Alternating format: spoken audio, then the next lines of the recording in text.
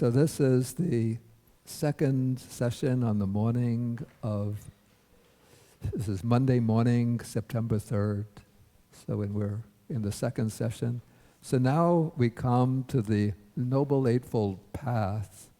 We're going to look at it first, the Sutta exposition of the Noble Eightfold Path.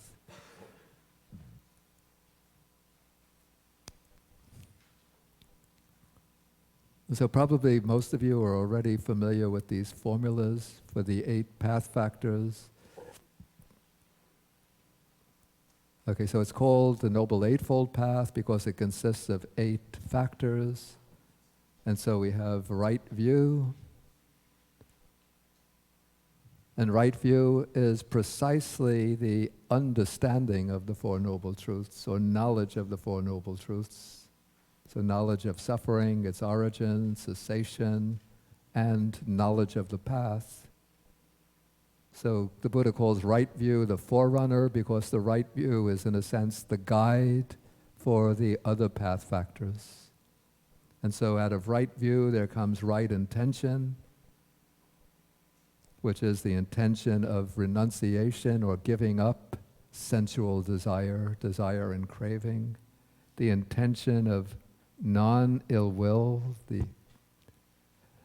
sometimes it's phrased more positively, you say the intention of benevolence, benevolent intention, the intention of harmlessness, which the more positive side would be the intention of compassion. Okay, so we can say that these two are different aspects of thought or understanding. So right view is the more cognitive aspect, the aspect of knowledge, and right intention is the way that knowledge or that perspective impacts our directed thinking, our intentional thinking. And then out of the 2 guiding factors of the path, there comes right speech, 4 kinds of abstinence, right action, 3 kinds of abstinence, right livelihood, avoiding a wrong mode of livelihood, earning one's living by a right livelihood.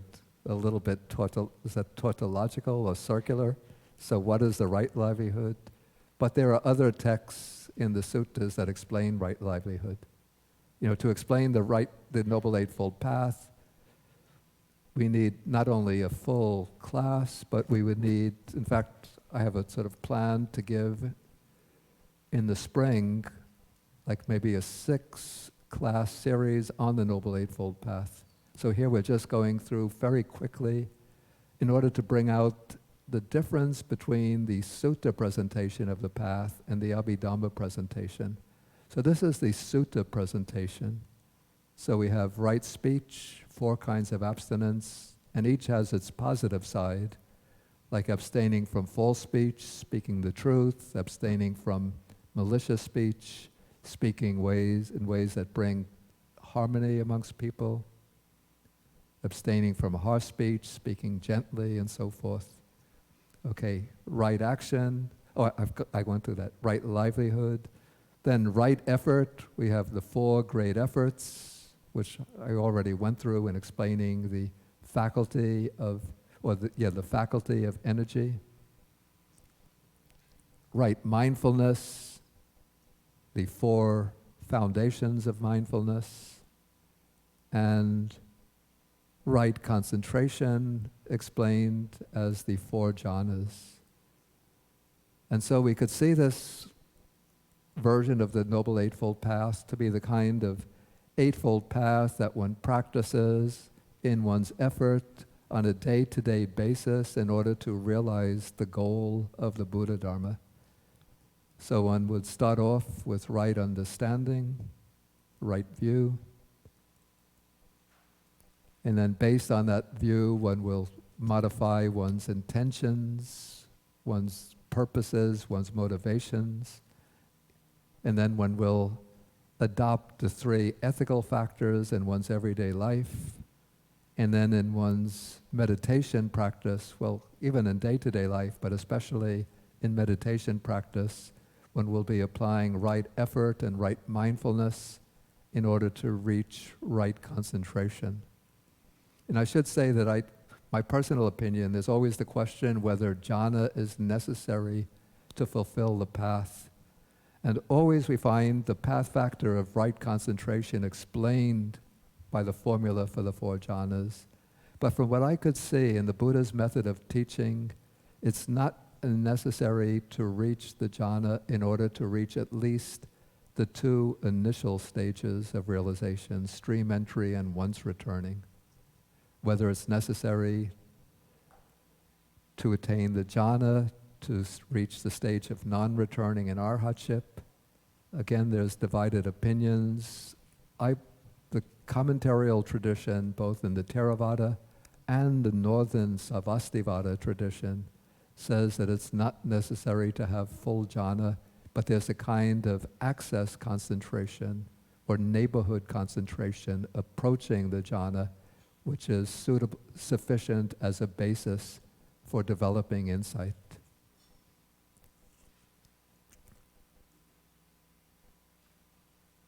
Okay, so this, we could see, is the presentation of the Noble Eightfold Path that we practice in the day-to-day life. And then once one gains some degree of right concentration, then one uses that concentrated mind as a basis for practicing insight. One cultivates insight meditation, reaching deeper and deeper stages of insight until one attains, when the insight comes to full maturity, one attains the supramundane path, the world-transcending path. And here we come to the different presentations from sutta. Oh, this gets too big a topic to deal with in 20 minutes. The difference in presentation between sutta and abhidhamma.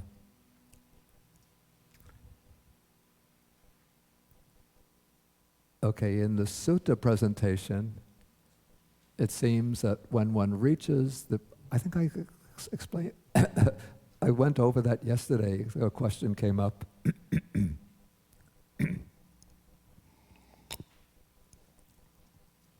So in the sutta presentation, one enters upon the path at a certain point, and then the path is seen as temporally extended in time.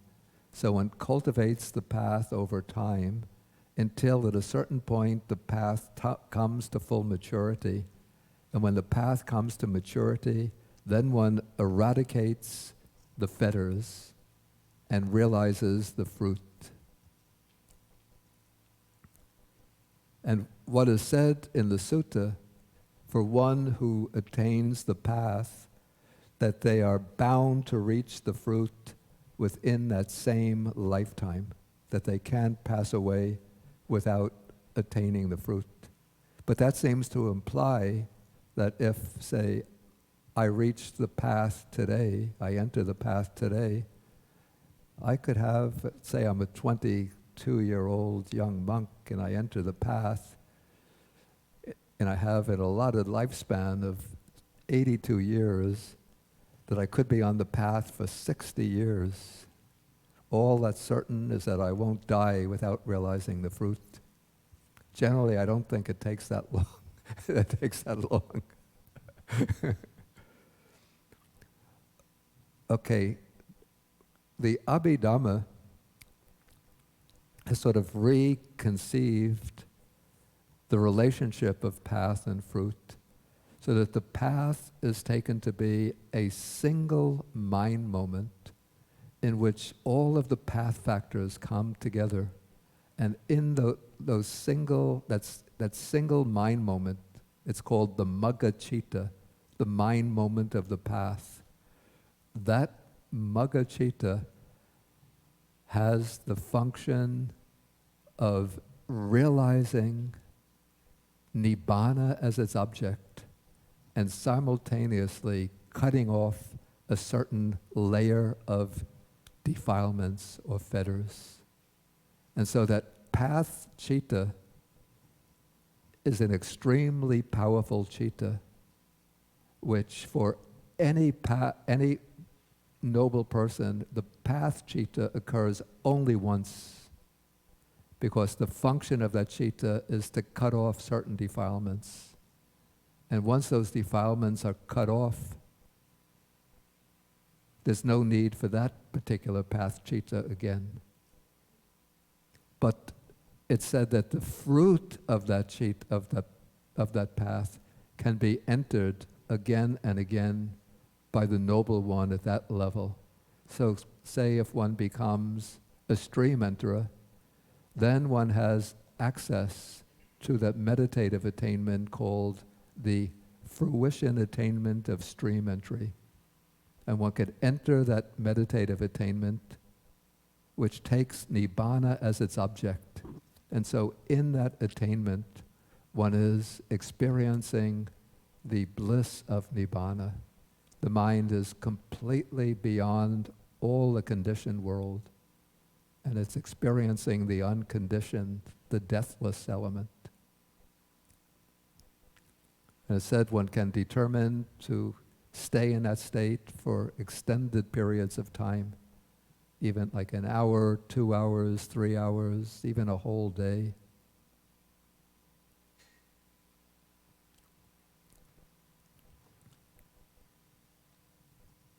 Okay, so now when we turn to the Visuddhimagga, its account of the path, it is going to be explained. Let us look at the actual Abhidhamma text that contrasts the sutta presentation of the path and the Abhidhamma presentation of the path.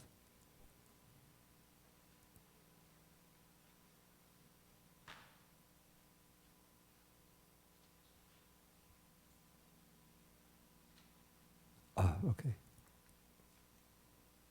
Yeah, I scanned this just this morning.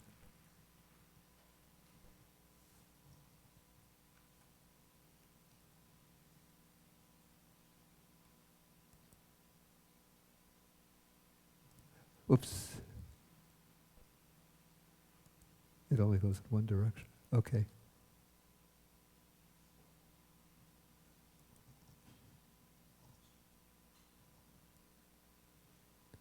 Okay, so this is analysis according to the discourses. So this is the explanation of the Noble Eightfold Path that we just went through.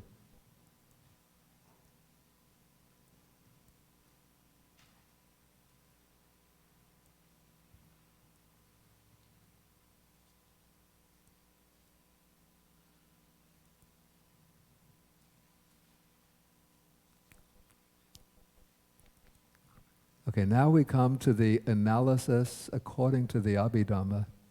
So here we have the 8 constituent path. Okay, so what is the 8 constituent path? Herein, at the time when a bhikkhu, can you see in the back? Is it visible?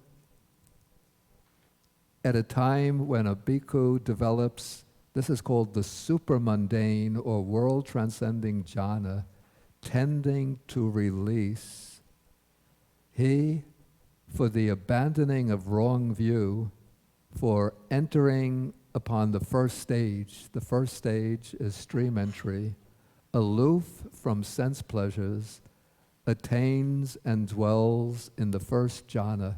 This is the first supermundane jhana, not the ordinary jhana. So this is, you see, the path consciousness is always occurring at the level of a jhana, a meditative absorption. And in that supermundane jhana, the most prominent factors are the 8 factors of the Noble Eightfold Path. So at that time, there is the 8 constituent path, that is from right view to right concentration. Okay, then comes the definition of those 8 path factors. So what is right view? And then it brings in this list of terms which are basically definitions of wisdom. So it is wisdom, understanding, and so forth, absence of dullness or delusion, the investigation of truth, right view, the investigation of truth enlightenment factor, the path constituent included in the path. This is right view. At the same time, there is present right thought And here, right thought is not defined as thought of renunciation, thought of goodwill, thought of non-harming, but rather it's defined in terms of the list of terms for vitaka or sankappa, which means thought or intention. So that which is, let's say, thinking, thought, mental fixation, mental focusing, the application of the mind, right thought, the path constituent included in the path, this is called right thought. Okay, then what is right speech? Now it's not simply like in the ordinary terminology, abstaining from false speech, abstaining from slanderous speech, but it's defined by a list of terms which signify abstaining, because in the noble path, the world-transcending path, right speech has the function of eradicating the tendencies to wrong speech. It's not just making an effort to avoid wrong speech. So that which is avoiding, desisting, refraining from, abstaining from, not committing, and so on, not overstepping the limit of, then the important phrase, destroying the causeway to the four kinds of verbal wrong. I think there was a typographical error here. It says the verbal wrong actions, yeah. So it's verbal wrong actions. So destroying the causeway to the four verbal wrong actions. Right speech, path constituent included in the path. So right speech here is destroying that tendency towards wrong speech. Then right action, similarly, is avoiding, desisting,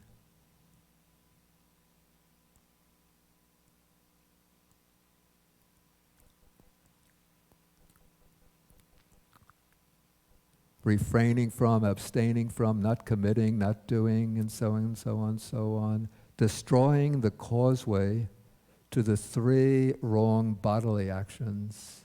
So in the world-transcending path, right action is destroying the tendency towards taking life, stealing, sexual misconduct.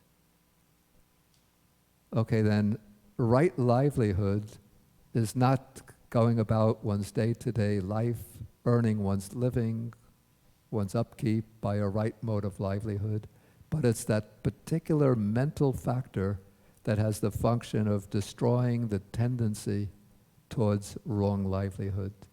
So it's the avoiding, desisting from, refraining from, abstaining from, etc., not overstepping the limit, destroying the causeway to wrong livelihood. And then again, right livelihood, the path constituent included in the path, that is called right livelihood. Okay, then right effort is defined by the list of terms for energy or effort. So that which is the arousing of mental energy and so on, right effort, the energy enlightenment factor, the path constituent included in the path, this is called right effort.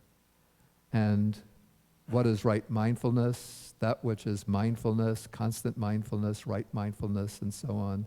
The mindfulness enlightenment factor, the path constituent included in the path. Then what is right concentration? Again, is defined by a list of terms for concentration. The stability of consciousness, and so on. Right concentration, the concentration enlightenment factor, and path constituent included in the path. This is called right concentration. So those are the 8 path factors which arise together simultaneously. They're present in that single moment of the world-transcending path, which is occurring at the level of the jhana. And each one is exercising that function of destroying the defilements, the particular defilements that are to be destroyed by that path, and opening the way to the achievement of the fruit. the corresponding fruit. And so when we turn to the Visuddhimagga explanation of the path,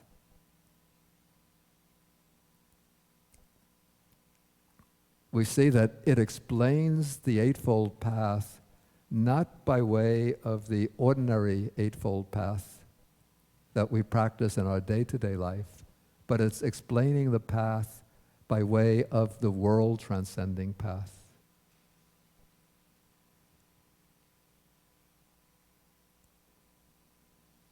So he says, so now he's coming to right view. So when a meditator is progressing towards the penetration of the Four Noble Truths, his eye of understanding, this is panya chakku, I would say the eye of wisdom, with nibbana as its object, because the path consciousness takes nibbana as the object.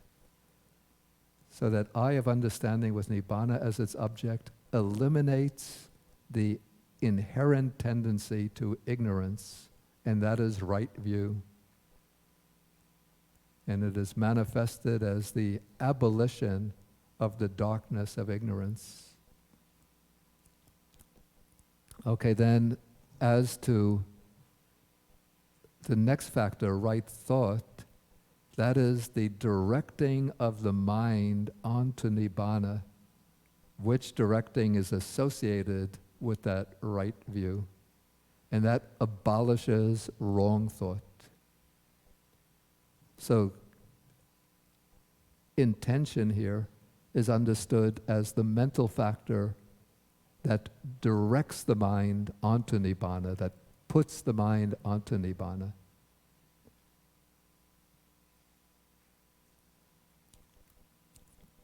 Okay, then for right speech, his abstinence from right speech that is associated with, it should actually be associated with that right thought, abolishes bad verbal conduct, and that is called right speech. And then for right action, his abstinence from killing living things and so on, which abstinence is associated with that, it should be associated with right speech. It cuts off wrong action, and that is called right action. And so for right livelihood, it is that mental factor that cuts off scheming, etc. Those are the forms of wrong livelihood.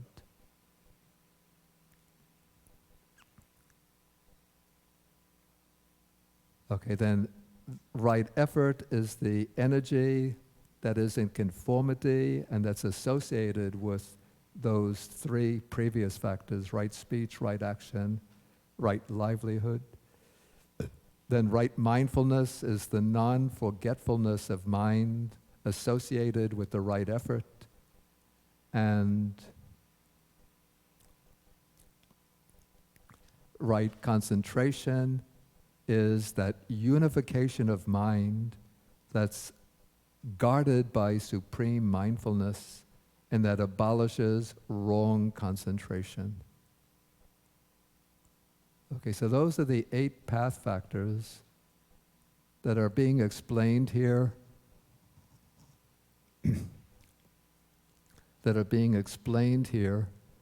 with reference to the Abhidhamma perspective of the 8 path factors as arising simultaneously in that moment, that one moment of the path that cuts off certain defilements.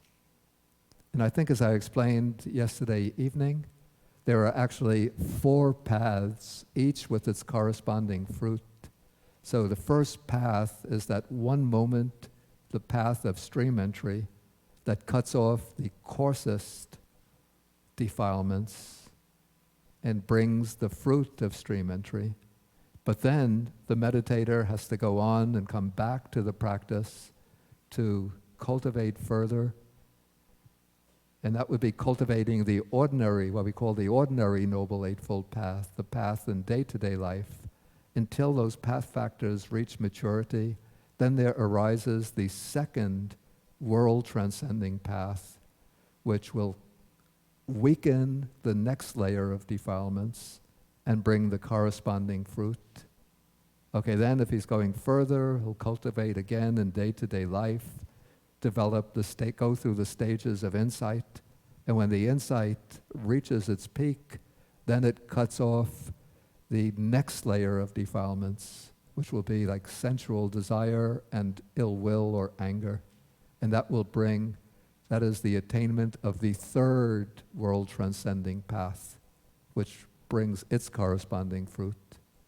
And then if the meditator is going to reach the final goal, they'll continue to cultivate until, again, all of the 8 path factors come together. Then one achieves the fourth world transcending path, which cuts off the subtlest layer of defilements and brings the ultimate fruit.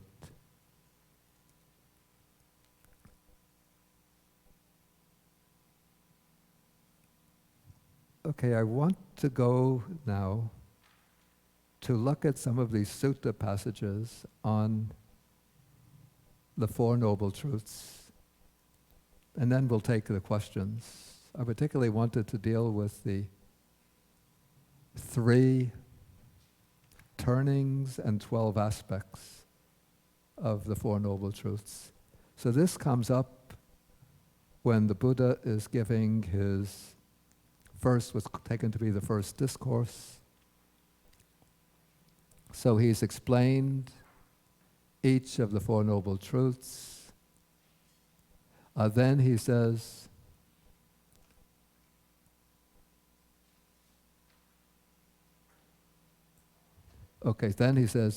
this is the noble truth of suffering. Thus, monks, in regard to things unheard before, there arose in me vision, knowledge, wisdom, true knowledge, and light. So that is the Buddha gained the wisdom, the knowledge, which understood the meaning of that truth. But then comes the second knowledge that arose. He said, this noble truth of suffering is to be fully understood. Thus, in regard to things unheard before, there arose in me vision, knowledge, wisdom, true knowledge, and light. Then comes the third degree of knowledge. This noble truth of suffering has been fully understood. In other words, I have now fully understood this noble truth of suffering. So that was a knowledge that arose in me in regard to things unheard before. So these are 3 kinds of knowledge in regard to the first noble truth. The first is it's called Satya Jnana. It's the knowledge of the truth itself. The second is called Kicca Jnana, which means knowledge of the task, the job that's to be performed regarding that noble truth. And then the third knowledge is called Kata Kicca Jnana, the knowledge that task, the job has been done regarding the first noble truth. So here we have the truth of suffering is to be fully understood. It should be understood. It has to be understood. The third is it has been understood. The task is done.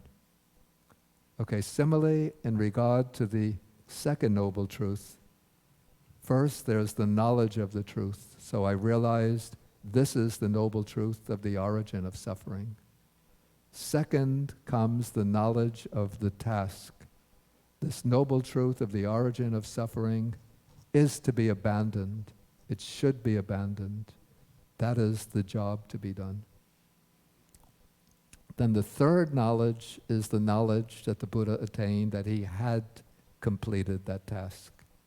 So this noble truth of the origin of suffering has been abandoned. So that was the knowledge that arose, that I've abandoned, I've cut off craving so that it can never arise again. Then comes the third noble truth, also three tasks, or three knowledges. The first is the knowledge of the noble truth of suffering. So I've known that the cessation of craving, the fading away and cessation of craving, that is the cessation of suffering. So that was the knowledge that arose in me. Then comes the knowledge of the task to be performed. So this noble truth of the cessation of suffering should be realized, has to be realized, is to be realized. That's the knowledge of the task. Then comes the knowledge that the task has been performed. This noble truth of the cessation of suffering has been realized. That I've realized, in other words, I've realized Nibbana, the cessation of suffering. And then regarding the fourth noble truth, that's the truth of the path. So first comes the knowledge of the truth itself. This is the noble truth of the way leading to the cessation of suffering. So the knowledge that this Noble Eightfold Path is the way to liberation from suffering. Then comes the knowledge of the task to be performed regarding the truth of the path. So this noble truth of the way is to be developed, cultivated, to be practiced. Okay, so this is the knowledge of the task to be performed regarding the path to the end of suffering. And then the third knowledge regarding the fourth noble truth is the knowledge that that path has been developed. So this noble truth of the way has been developed. So that was in regard to things unheard before. There arose in me vision, knowledge, wisdom, true knowledge, and light. So here we have four noble truths, and then in regard to each noble truth, there are three kinds of knowledge. The knowledge of the truth itself, the knowledge of the task, the knowledge that the task has been performed.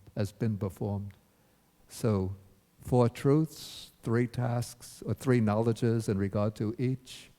What is the total? 7? 12, all right, good. Thank you.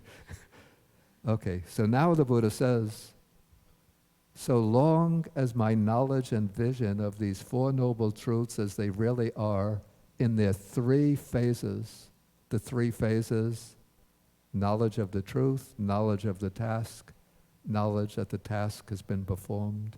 So the 4 noble truths in their 3 phases and 12 aspects. So those are the 12 aspects. Was not thoroughly purified in this way, I did not claim to have awakened to the unsurpassed perfect enlightenment in this world.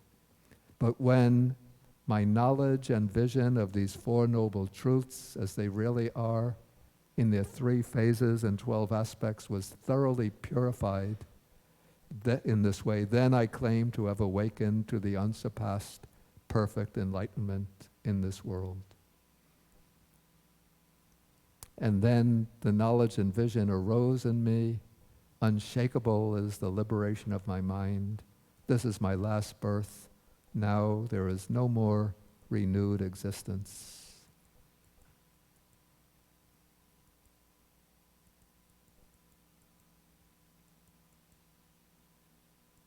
Actually, I have a bunch of other files, but I don't think we have to go through them. Actually, maybe just this last one is nice. Yeah, this is a sutta I always like, where the Buddha says, so long as the sun and moon have not arisen in the world, for just so long there is no manifestation of great light and radiance, but then blinding darkness prevails. And for just so long day and night are not discerned, the month and fortnight are not discerned, the seasons and the year are not discerned. But when the sun and moon arise in the world, then there is the manifestation of great light and radiance, no blinding darkness, and then day and night the seasons and year are discerned. And so too, so long as a Tathagata, the Arhat, the perfectly enlightened one, has not arisen in the world, for just so long there is no manifestation of great light and radiance, but then blinding darkness prevails, a dense mass of darkness. For just so long there is no explaining, teaching, and so on of the Four Noble Truths. But when the Tathagata arises in the world, the Arhat, the perfectly enlightened one, then there is the manifestation of great light and radiance. Then there is the explaining, teaching, proclaiming, establishing, disclosing, analyzing, and elucidating of the Four Noble Truths.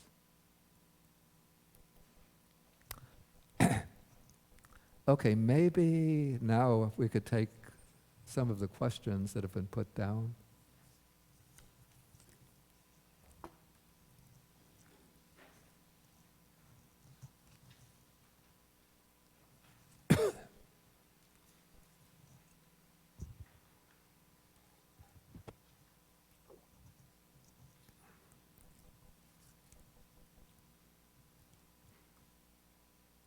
This is not a question.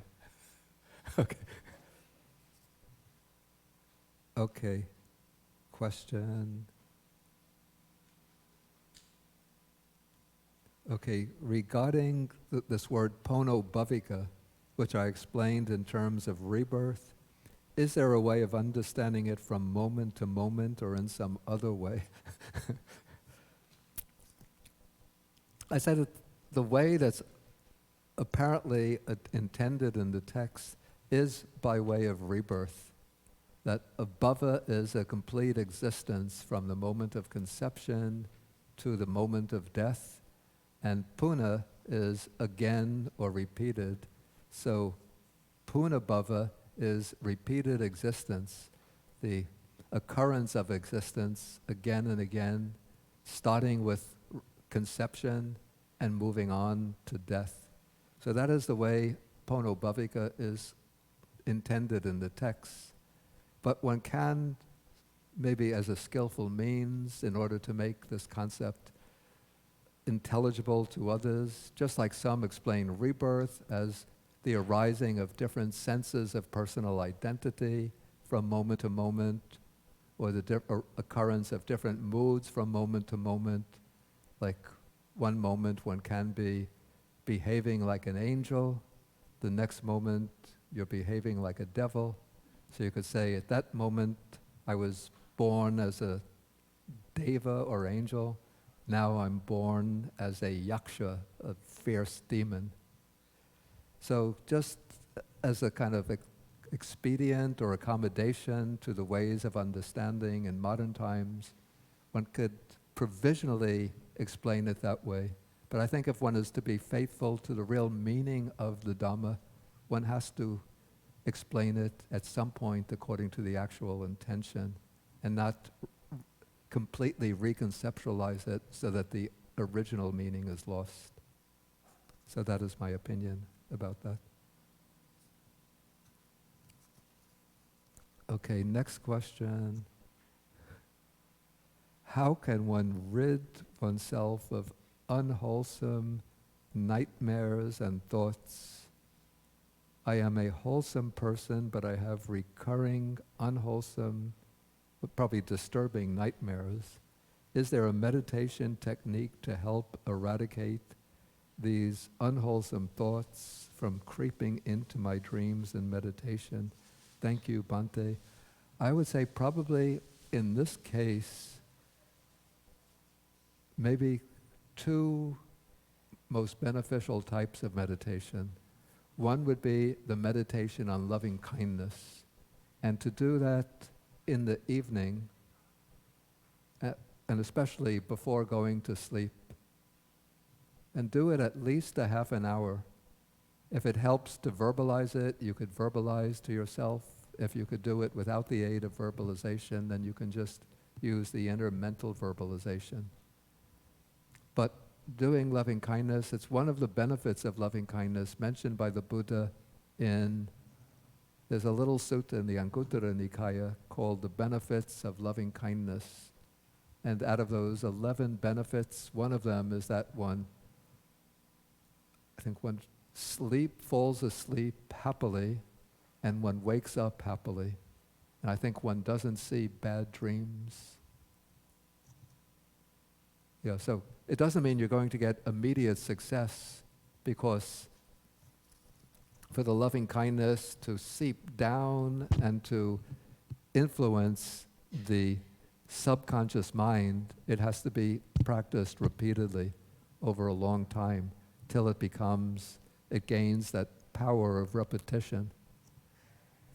But when one is generating thoughts and wishes of loving kindness for everybody in the world, till the mind becomes flooded with loving kindness, that will tend to counteract that sort of those deep tendencies in the subconscious which manifest in nightmares. Okay, so one method is the meditation on loving kindness. The other method that's very helpful is the recollection of the Buddha meditation, especially for those who have gone for refuge to the Buddha. So then when you recollect the qualities of the Buddha, and then you feel that you're under the protective influence of the Buddha. So before going to bed, you can recite the formula for the 3 refuges, and even pray to the Buddha. It's not like the Buddha is in some kind of paradise able to help you, but there is what I call this belt of spiritual power sort of encircling the conscious world. And so when one prays to the Buddha and to the Bodhisattvas, please extend your gracious power to help me overcome all of these obstacles that I'm facing. And then you do the meditation, the recollection of the qualities of the Buddha. Even you could do the simple 3 qualities. You find the formula in the Anguttara Nikaya, Book of Sixes, number 10. And again, I think it's number 22, 23, something like that. You could use the 9 qualities, or to make it simple, just use 3 qualities. Arahang, that's the worthy one, the holy one. Sama Sambuddho, the fully enlightened one, and Bhagava, the blessed one, or whatever qualities you prefer. I don't think my retreats on the 4 protective meditations, wow, we should put them up on the BAUS website, the talks.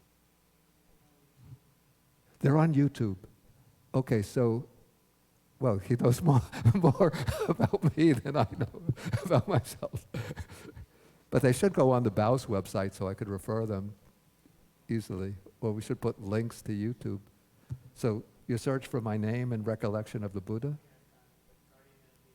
Or protective meditations. So you'll find both the loving kindness meditation and the recollection of the Buddha meditation on YouTube. So that will give you the basic instructions for practicing them. So those will help to deal with nightmares, and sometimes people have problems with waking up in the middle of night and then not being able to fall asleep again.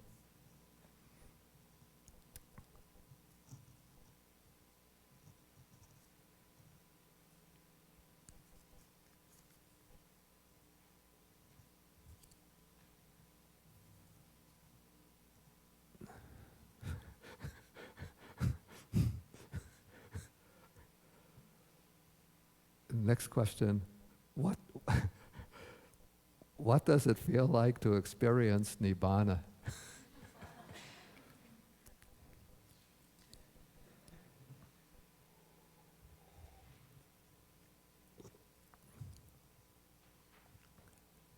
I think this is a question attempting to trap me.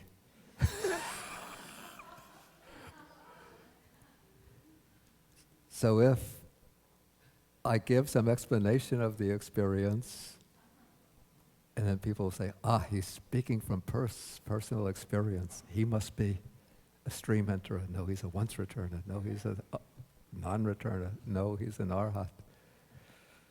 And then if I say, well, I can't speak from first-hand experience, then faces are going to drop. There'll be sort of a mass. Everybody gets up and walks out of the room.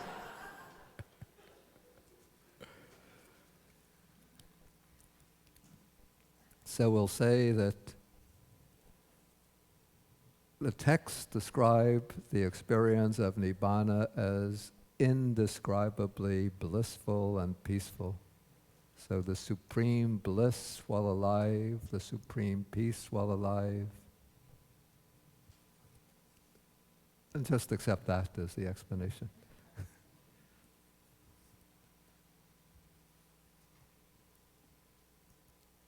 Okay, next question.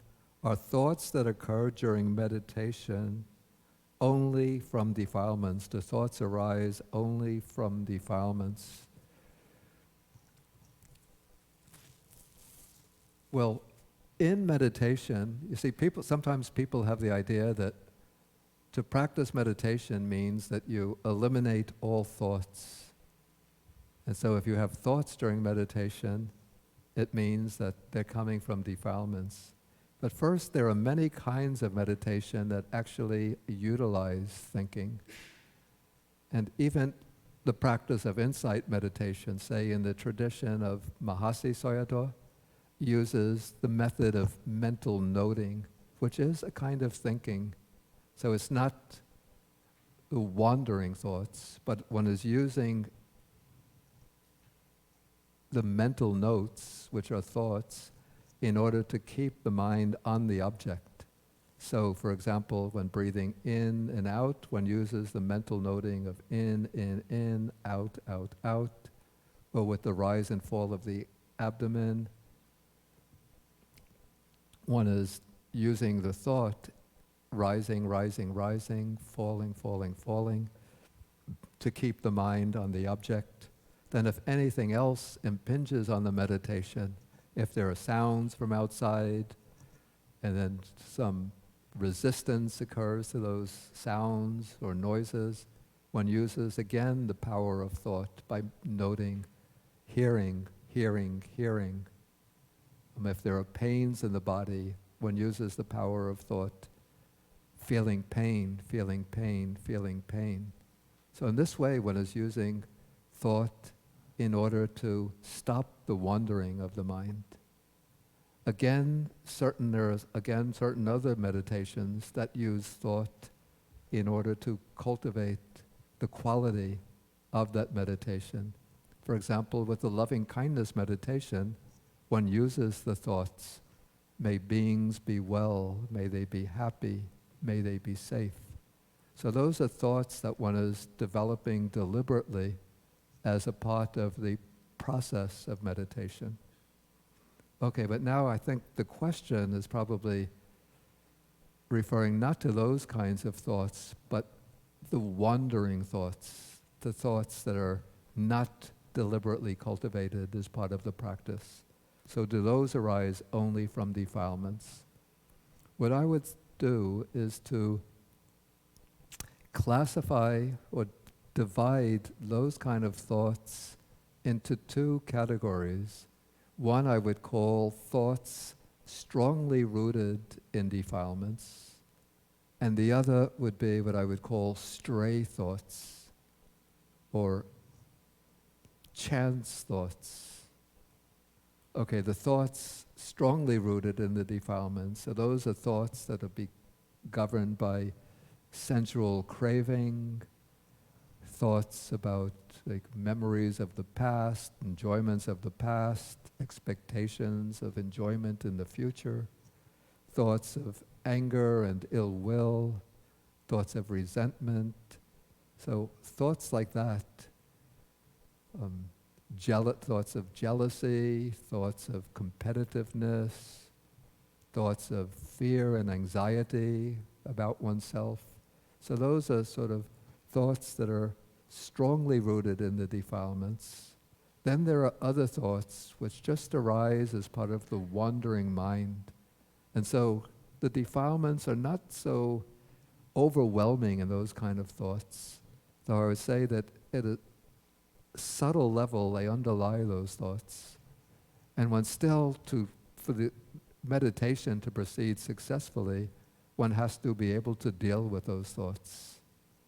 And what I found, it's natural when one sits in meditation, during the first phase of the sitting, those thoughts come bubbling into the mind. This is sort of the natural process of the release of stored up material.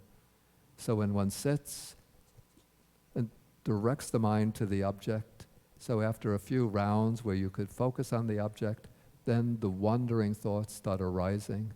So the way to deal with them is simply to note those thoughts and then bring the mind back to the object. And this has to be done again and again until it takes time, at least for a lot of people, myself included, for the mind to settle well on the object.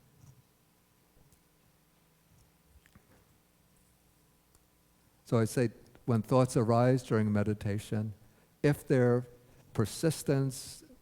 a persistence of thoughts governed by the defilements, then one has to know the skillful ways to deal with those thoughts, sometimes by practicing the meditation that's directed specifically against those defilements. As for the stray thoughts that arise, one just has to note them briefly, let them go, and bring the mind back to the object. And if the mind gets bubbling over and over with those stray thoughts, one method, which I mentioned maybe yesterday or the day before, is just to drop the primary object and just observe the mind itself as the thoughts come bubbling up, and just watch the mind like you're watching a kettle on a stove, a pot with water, waiting for it to bubble over so you could make tea, and then you're watching the bubbles start to form and rising to the surface. And then as you watch the mind, as you watch the pot of water, it will bubble more and more. But as you watch the mind, the bubbles of thoughts will start to settle down.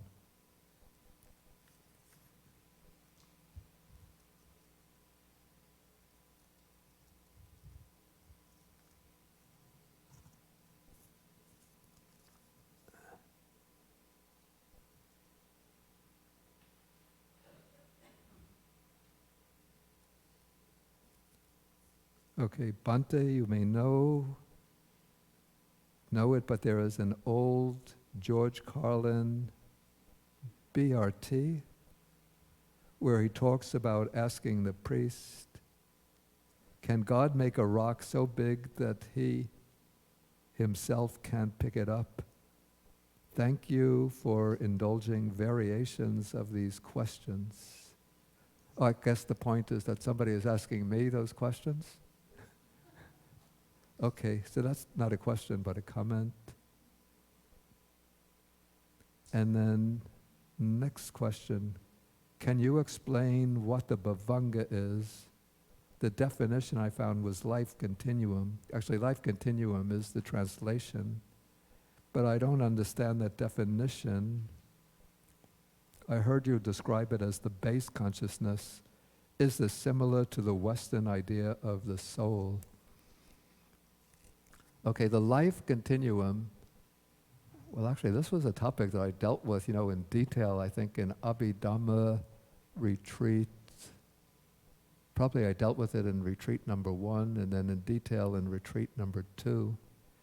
Okay, but briefly, the bhavanga, it's a type of citta. Let's put it this way. The Abhidhamma distinguishes the mind into 2 phases. One is what we will call the active phase, when the mind is dealing actively with processing objects of awareness. So when we're seeing something, hearing something, smelling, tasting, touching, thinking, or even not thinking but absorbed in deep meditation, those are active states of consciousness. The other aspect of the mind is what I call the passive side of consciousness, where the mind is just flowing along, not actively dealing with any objects of perception. And that is the bhavanga. But the bhavanga is not just one citta that remains the same throughout life, but the bhavanga is a series of cittas, of moments of consciousness, each of which is arising and then immediately passing away. Then is followed by another bhavanga moment, which arises and passes away. And so the stream of the bhavanga goes on unbroken from the moment of conception to the moment of death, whenever the mind is not in the active phase. And it's said, okay, one could see the bhavanga, or one could understand it most clearly through the case of deep, dreamless sleep. So when there's no dream taking place, when the mind is in this completely quiescent state, what is occurring is the bhavanga. And so when we wake up and we feel refreshed after a good sleep, that's because the mind has been rested by that flow of the bhavanga. But it's said that the bhavanga is occurring countless times during waking life, in between processes of active consciousness. So even as I am speaking here and you are sitting listening, many, many times, because the active processes of consciousness go by so quickly that they go by, then there's the drop into the bhavanga for a few moments, then coming out and again resuming the active consciousness, then dropping down, coming out, active consciousness. So again and again, we are falling into the bhavanga, coming out, falling in, coming out. But if my talk is getting a little boring, then somebody can be sitting there listening, attending, then getting a little drowsy, dropping into the bhavanga.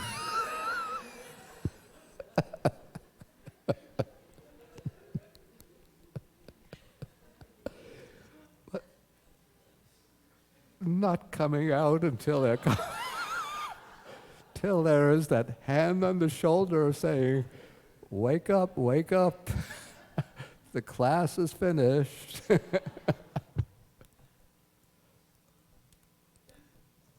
Okay, and with that, I finished the questions here, and it's time to go for lunch. And I think it's better that we do the going for refuge ceremony, not at 12:20, but can we do it at 1:20? So before the afternoon meditation. So those who want to do the going for refuge can come here at, say, 1:15, and anybody who wants to sort of support them by providing your mental energy to encourage them, then also come and assemble here at 1:15. Then we'll start it at 1:20. Okay, so let us end with 3 half bows to the Buddha.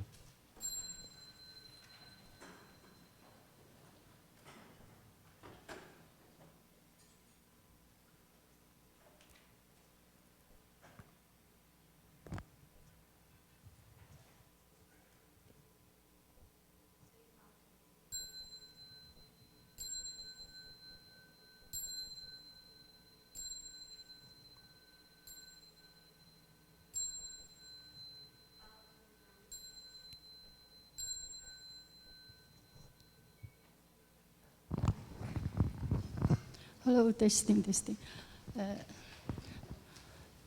请班长帮我翻译的。